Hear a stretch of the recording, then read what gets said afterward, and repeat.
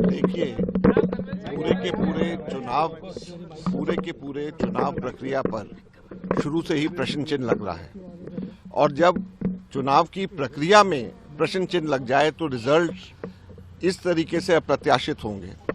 कभी भी किसी भी समय के ऊपर इतना स्ट्राइक रेट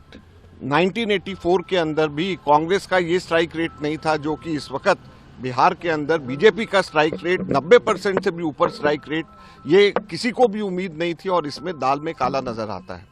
हम लोगों ने अलायंस पार्टनर्स से बात किया है और सिर्फ हमारा ही सोच नहीं, कांग्रेस पार्टी का ही नहीं, हमारे अलायंस पार्टनर्स सभी के सभी का ये मानना है कि ये अप्रत्याशित नतीजे हैं और उसको पूरी तरीके से गहन इसकी छानबीन होनी चाहिए, डेटा का एनालिसिस होना चाहिए और केवल हमारे अलायंस पार्टनर्स और कांग्रेस के ही नहीं बल्कि पूरे के पूरे बिहार के वर्कर्स के, पूरे लोगों के फोन आ रहे हैं और कह रहे हैं कि किसी को भी ये उम्मीद नहीं थी और कहीं ना कहीं पे गड़बड़ियां हुई हैं और उसकी छानबीन होनी चाहिए। हमारे लोग पूरे के पूरे डेटा को इकट्ठा कर रहे हैं, फॉर्म 17C को हम लोग देखेंगे, पूरे के पूरे वोटर्स लिस्ट को देखेंगे और फिर उसके साथ में हम लोग